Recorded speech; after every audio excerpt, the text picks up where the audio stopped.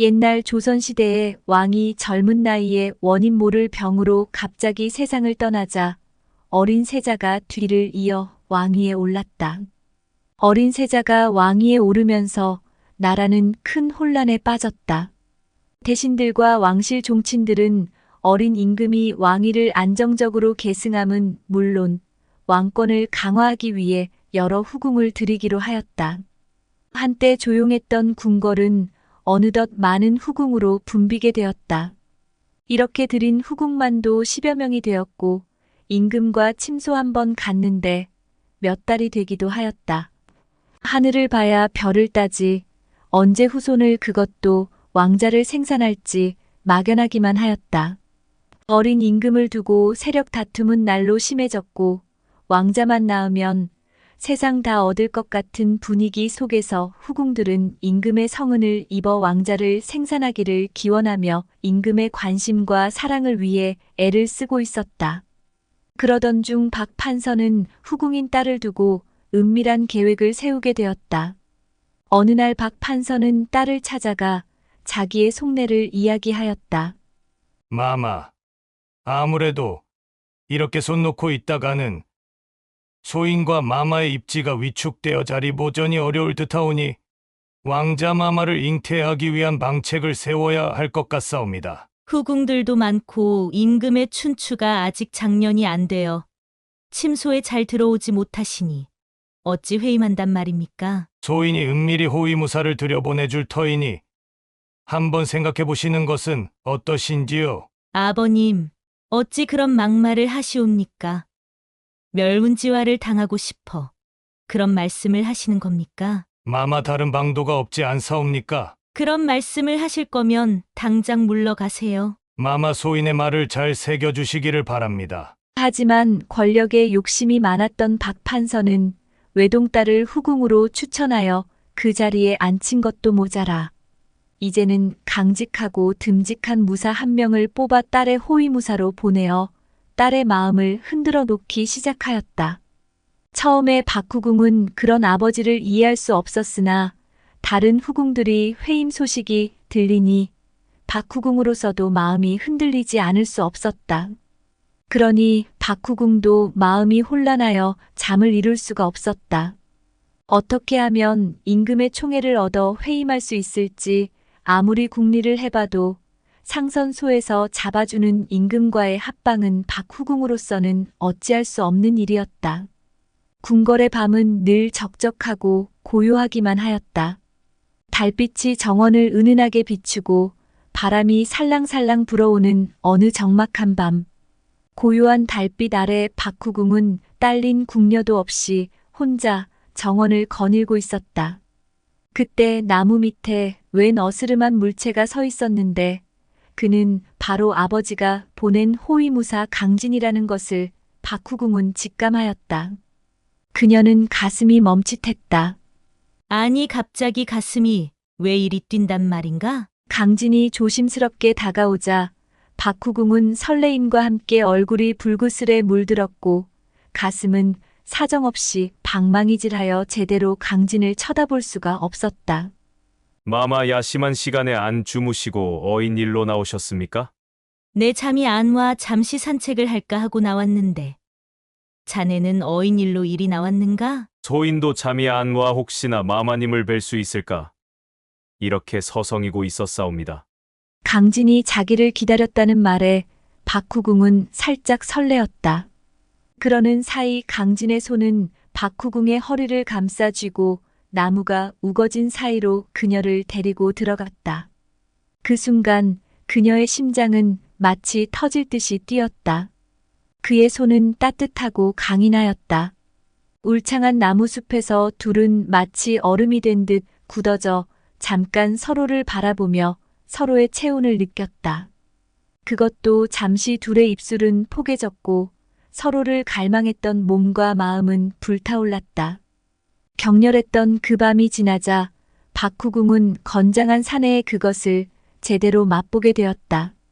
낱말은 새가 듣고 반말은 쥐가 듣는 법인데 박후궁 밤마다 강진을 불러들이니 박후궁의 나인들은 당연히 그 은밀한 관계를 알 수밖에 없었다. 하지만 박 판서에게 많은 뇌물을 받은 박후궁 처소의 상궁과 궁녀들은 귀를 막고 입을 닫은 지 오래되었다. 박후궁과 강진의 사랑은 고요한 궁궐의 적막함을 무색하게 박후궁 처소에서는 밤마다 신음으로 궁녀들의 마음을 설레게 하였다. 그렇게 둘의 관계가 지속되던 어느 날 드디어 박후궁이 회임했다는 기쁜 소식이 임금에게 전해지고 박후궁도 뛸 듯이 기뻤다. 박후궁의 회임 소식에 기쁜 사람이 또 있었으니 그는 다름 아닌 박 판서였다. 박 판서는 회심의 미소를 지으며 왕자 아기가 태어나길 고대하였다. 그렇게 시간은 흘러 박후궁은 그토록 기다리던 대군 아기를 낳았다. 박후궁은 세상을 다 얻은 기분이 들었다. 세월이 흘러 왕자는 무럭무럭 자라 다른 왕자들과 같이 총명하고 사랑스러워 임금의 총애를 받았고 박후궁도 드디어 귀인의 첩지도 받게 되었다. 귀인의 첩지를 받게 되자 자기가 사랑하는 강진을 훈련도감의 관직에 임명하여 자리를 만들어주는가 하면 박 판서는 박귀인의 뒷배경으로 권력을 휘두르며 많은 재물을 모으고 자기의 세력을 늘려 좌의정의 자리에 올랐다. 박귀인의 소생 이연대군은 다른 대군들과 다르게 기골이 장대하고 늠름하여 학문과 무술을 고루 겸비한 대군으로 성장하였다. 그러자 박귀인과 좌의정은 이연대군을 세자로 만들기 위해 세력을 모으고 있었다. 한편 중전이 계속되는 회임 소식에도 왕자를 낳지 못하고 공주만 낳는 터라 공식적인 세자의 자리가 비어 있었다. 이 틈을 타 좌의정은 자기의 세력을 앞세워 왕권을 강화하기 위해 빨리 세자를 책봉해야 한다는 상소를 빗발치게 올렸다.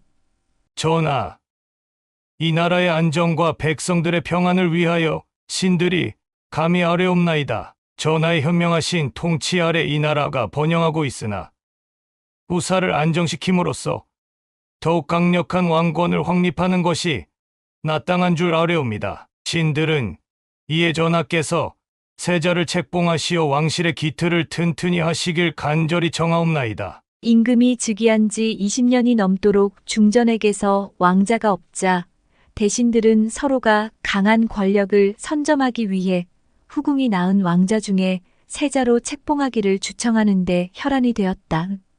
계속되는 상소에 임금도 어쩔 수 없어 후궁들이 낳은 왕자 중에 세자를 책봉하기로 하였다. 후궁이 낳은 왕자만도 10여 명이 넘었고 왕자들의 학문이나 무예 실력이 모두 출중하여 누구를 세자로 책봉할지 난감한 상황이었다. 하지만 박귀인의 아버지 좌의정만은 자신이 세자의 외할아버지가 되리라 확신하며 치밀하고 흉악한 계획을 세우게 되었다. 은밀히 박귀인의 처소에 들은 좌의정은 박귀인에게 속삭였다. 귀인 마마, 이연대군이 세자가 되는데 걸림돌이 되는 것들은 미리미리 사전에 제거해야 할 것 같사옵니다. 우선 마마의 상궁 나인들을 모두 없애야 할 것이고 훈련도감의 강진도 처단해야 하지 않겠습니까? 강진과의 관계가 지속되고 있는 박귀인으로서는 강진을 죽인다는 말에 깜짝 놀라며 아버지, 강진은 절대로 비밀 발설할 사람이 아니오니 강진은 건드리지 마세요. 그럼 우선 나인들부터 상황을 보아가며 한 명씩 쥐도 새도 모르게 처리하겠습니다. 좌의정과 박귀인의 음모는 그렇게 시작되었다. 한편 세자 책봉에 고심하던 임금과 대신들은 세자 책봉을 위한 시험을 치르기로 하였다. 임금과 대신들은 나라의 미래를 이끌어갈 세자를 뽑는 일에 심혈을 기울였고 시험은 공정하고 철저하게 진행하기 위해 각 분야의 최고의 전문가들로 구성되었다. 시험은 3가지 항목으로 구성되었으며 학문, 무예, 그리고 인성이었다. 모든 시험 기준과 출제자들이 결정되자 석 달 후에 치러질 시험을 위해 후궁들과 대군들은 총력을 기울였다. 모두 세자가 되기 위한 꿈을 꾸며 매일 새벽부터 늦은 밤까지 서책을 읽고 유명한 학자들과 교류하며 자신의 지식을 넓혀갔다. 기회가 왔다고 판단한 좌의정과 박기인은 자신의 소생인 이연대군이 시험을 더 잘 볼 수 있도록 계략을 꾸몄다. 박 판서는 뇌물을 들여 시험 문제를 미리 알아내기 위해 궁궐 내 시험 준비를 담당하는 학자를 매수했다. 학자는 처음에는 거부했으나 박 판서가 제시한 막대한 재물과 장래 안전을 보장하는 약속에 마음이 흔들렸다. 결국 학자는 시험 문제 일부를 박 판서에게 넘겨주기로 약속했다. 무예 시험도 중요한 만큼 박기인은 다른 왕자들이 무예 시험에서 실수하도록 훈련장을 관리하는 무관 중 한 명을 매수했다. 무관은 무예 시험장에서 다른 왕자들의 무기에 미세한 결함을 만들어 놓거나 훈련장을 미리 교묘하게 실수할 수 있도록 만들어 다른 왕자들이 제대로 실력을 발휘하지 못하게 계략을 세웠다. 그러는 가운데 박기인의 심부름으로 궐 밖으로 나간 상궁이 비명 행사한 사건이 일어났다. 박기인은 형조에 일러 사건을 철저히 조사하라 했지만 밤늦게 일어난 일이기에 목격자도 없고 단숨에 죽임을 당한 것으로 봐서 원한 관계일 가능성이라 둘러대고 사건이 마무리되었다. 박기인은 매우 애석해하면서 상궁의 집에 많은 재물을 보내 위로해 주었다. 며칠이 지나고 또 한 명의 상궁이 처소에서 나오지 않자 다른 나인이 상궁을 부르러 갔는데 이미 싸늘하게 죽어 있었다. 갑자기 죽었으니 형조에서 부검을 명하여 사인을 밟히니 타살이라는 아무런 증거를 찾을 수 없어 급사라 하여 마무리 짓게 되었다. 그리고 궁녀가 새벽에 뒷간을 가기 위해 눈을 비비며 일어나 뒷간에 들어서자 소스라치게 놀랐다. 한 궁녀가 뒷간에 목이 매달려 있었다. 그 나이는 박기인 처소의 궁녀였고 자기 방에 유서를 써놓고 자결을 했던 것이었다. 유서의 내용은 환관과 눈이 맞아 연정을 나누다가 환관의 변심의 시리에 빠져 세상을 버린다는 내용이었다. 이상하게도 박기인의 나인들이 한 명씩 죽어나가고 다른 새로운 사람으로 채워지고 있었다. 자기 사람들이 죽어나가는데도 박기인은 의심이나 아쉬워하는 마음에 적극적이지 않고 형식적으로만 슬퍼할 뿐 오로지 이연대군의 세자 책봉에만 힘썼다. 한편 나라의 대통을 이어줄 왕자를 낳지 못한 중전은 임금보다 10살이나 많았으며 내명부를 관장하는 일에 있어서는 철저히 관리하는 한편 웬만한 궁궐 내의 일들은 다 알고 있었지만 모든 일들을 다 바로잡기에는 역부족이어서 어느 정도의 질서 유지에만 치중할 뿐 몸을 사려 낮추고 있었다. 하지만 이번 세자 책봉만큼은 공명정대하고 가장 적합한 대군이 세자가 되어야 함을 알기에 중전은 큰 결단을 내리기로 하였다. 자칫하면 목숨이 위태로울 수도 있고 모함으로 폐위될 수도 있는 아주 위험천만한 일이었지만 올곧고 강직한 성품의 중전은 위험을 무릅쓰고라도 왕세자를 뽑는 데 관여하게 되었다. 박기인은 평소에도 욕심이 많고 겉과 속이 다른 인물임을 파악하고 있던 중전은 박기인이 낳은 이연대군이 다른 대군들과 다르게 임금을 전혀 닮지 않고 기골이 장대하며 말타기와 무술을 좋아하고 사냥을 즐기는 사내다운 면모가 뛰어난 약간 이상하다는 생각이 들었고 박기인의 처소에 나인들이 죽어나감도 이상하고 박기인을 경호하는 호위무사가 훈련도감 대장이 된 것에 의심되는 부분이 점차 커졌다. 그런 모습을 지켜보던 중전은 우선 이연대군이 회임되던 시기를 따져보았다. 입소문에 의하면 박귀인의 회임 시기와 임금과 침소에 든 시기가 100여일이나 차이가 났으며 다른 왕자와 공주들은 오른손을 잘 쓰는 반면 유독 이연 왕자만은 왼손과 오른손을 자유자재로 쓰는 특징을 가졌다. 그리고 결정적인 증거로 회임 당시 박귀인을 모시던 강진이라는 호위무사도 왼손잡이이며 생김새도 닮은 듯 보였다. 어느 날 중전이 임금에게 간청을 드렸다. 전하의 정례 시간에 소인도 함께 갈 수 있도록 윤허하여 주시옵소서. 소인이 은밀히 확인할 것이 있사옵니다. 이는 정사에 중대한 일이오니 무슨 일인지는 정확하게 확인한 연후에 자세히 말씀드리겠사옵니다. 중전께서 실록을 살펴보는 일을 어찌 관여하시는 거요? 전하, 관여하는 것이 아니옵고 소인이 확인하여 밝혀낼 내명부의 일이 있사옵니다. 윤허하여 주시옵소서. 내 명부의 일이라고 하니 예 허락하여 드리오리다. 중전의 간청에 임금은 정례에 함께 참여하도록 허락을 하였다. 임금의 일거수일투족은 모두 실록에 기록되어 있기에 임금이 언제 어느 침소에 들었는지 알 수 있었다. 입소문의 진위를 확인하기 위해선 실록에 쓰여 있는 증거만 확인이 된다면 박 귀인의 만행이 확실시 되어갔다. 하지만 이것만으로는 증거가 부족할 수 있다고 생각한 중전은 고심이 깊어졌다. 이것들을 증명해 줄 사람이 필요했지만 그렇다고 강진을 문초할 수도 없는 상황이고 박 귀인 처소의 나인들은 모두 죽어나가 증명할 사람이 없었으니 고심하고 있던 차에 중전을 찾아온 사람이 있었다. 둘은 미래를 나누었고 중전은 이야기를 나눈 사람을 밀실에 머물도록 명하였다. 이에 중전은 조용히 박 귀인을 불렀다. 그녀는 깊은 절을 하며 중전 앞에 섰다. 중전마마, 부르셨습니까? 박귀인, 이리와 앉으시오. 오늘 밤 우리가 나눌 이야기는 매우 중요하고 절대로 다른 이의 귀에 들어가서는 안 될 것이오. 내가 박귀인을 부른 이유는 이연대군에 관한 것이오. 이번 세자 책봉 시험에 자진 하차하여 참여하지 말 것을 요구하기 위해서이오. 박귀인은 깜짝 놀라며 중전을 쳐다보았다.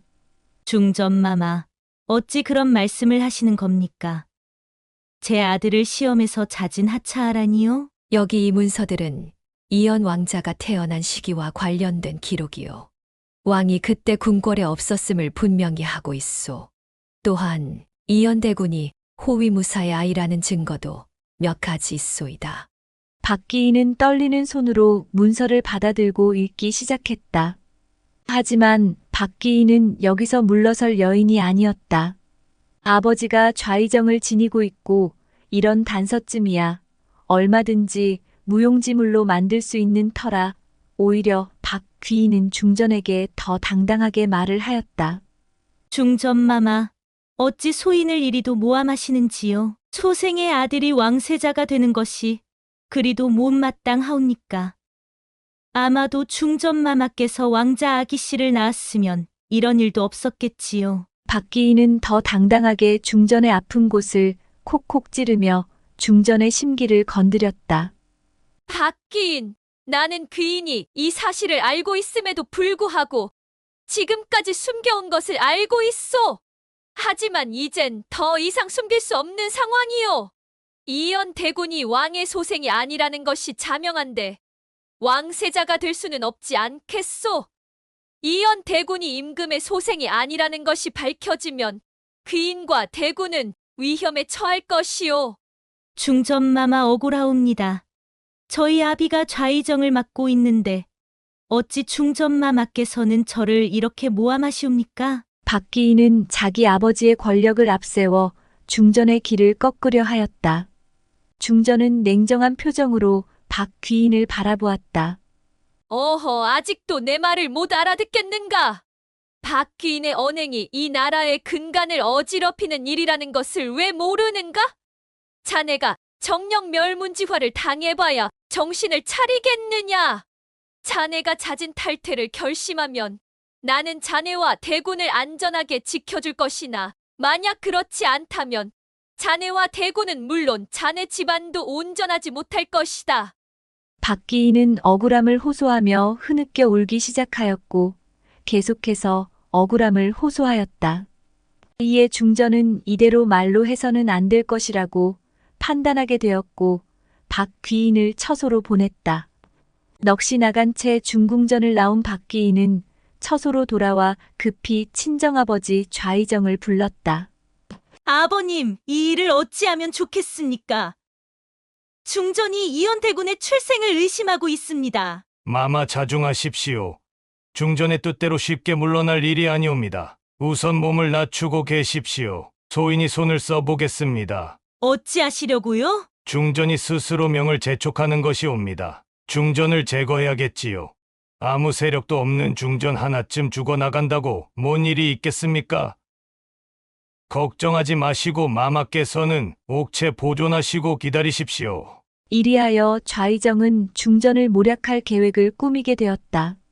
좌의정은 자신이 가지고 있는 권력을 최대한 동원하여 중전을 몰아내거나 독살할 계획을 세우게 되었다. 집으로 돌아오자마자 가장 신뢰할 수 있는 부하를 불러들였다. 그래서 조선에서는 모르는 청나라에서만 구할 수 있는 독을 구하여 오라는 명령을 내렸다. 중전이 이연대군의 출생을 발설하는 날이면 자신과 가족의 목숨을 부지할 수 없었기 때문이었다. 그리하여 좌의정은 은밀하게 독을 구하여 중전의 음식에 넣기로 하였던 것이다. 박기인은 중전을 독살하기 위해 정성껏 다과를 준비했다. 평소 다과 시간에 맞추어 중전이 자주 먹던 다과를 모방한 이 특별한 다과는 냄새도 맛도 색도 없는 치명적인 독이 섞여 있었다. 그러나 보기에는 별다를 게 없는 군침이 도는 다과였기에 중궁전 홍나인은 다과상을 의심 없이 내가려 준비하였다. 그러나 하늘은 못된 박기인의 편이 아니었다. 독이 든 다과인 줄도 모르는 식탐이 많은 중궁전 홍나인이 먹음직스럽게 보이는 중전의 음식에 먼저 손을 댔던 것이었다. 홍나인은 심한 복통과 혼란 속에서 몸부림치다 결국 쓰러졌다. 궁녀들이 홍나인을 급히 부축하여 의원에게 보였지만 홍나인은 결국 독이 온몸으로 퍼져 숨을 거두고 말았다. 중전은 나인의 갑작스러운 죽음에 매우 놀라며 사건의 경위를 조사하기 시작하였다. 하지만 조선에서는 볼 수 없었던 독이기에 포도청에서 거만했지만 독이라는 것을 밝혀내지 못한 터라 무슨 영문인지를 몰라 알아낼 수가 없었다. 하지만 중전은 박기인의 지심을 의심하게 되었다. 이대로 있다가는 중전이 언제 박기인과 좌의정에게 당할지 모르는 터라 중전은 박기인과 좌의정의 소행을 밝히기로 마음을 먹고 임금님께 갔다. 중전은 그동안 조사한 내용을 모두 임금에게 고하고 여러 가지 증거들을 임금에게 보여준 다음 결정적인 한 가지를 위해 조용히 누군가를 불렀다. 들어오도록 해라. 그때 한 궁녀가 들어왔다. 박기인 처소에 있던 궁녀였다. 내가 보고 들은 그대로 임금님께 아뢰어라. 소인은 박기인 마마님 처소에 있던 궁녀 미진이라 하옵니다. 처음에 강진이라는 호위무사가 박기인 마마 처소에 자주 들어가다가 늦은 밤에도 수시로 들어갔습니다. 그렇게 몇 달이 지나자 박기인 마마께서 이연대군을 낳으셨고 호위무사는 훈련도감 대장이 되셨지요. 그리고 세자 책봉으로 시험을 치른다는 어명이 떨어지자 박기인 마마님 처소에 있던 상궁마마와 나인들이 한 명씩 비명행사하는가 하면 자살하기도 하고 급사를 맞기도 하고 그렇게 죽어나갔습니다. 소인이 생각해보니 이연대군의 출생의 비밀을 숨기려는 모해 같아서 곧 있으면 소인도 죽겠다 싶어 중전마마께 제 신변을 보호해 주십사 말씀드렸사옵니다. 궁녀의 이 말을 들은 임금은 어이가 없었다. 그렇게 총애했던 박기인이 낳은 이연대군이 내 아들이 아니라니. 도저히 믿을 수가 없는 임금은 조용히 중전과 나인을 보내고 임금의 호위무사를 불렀다.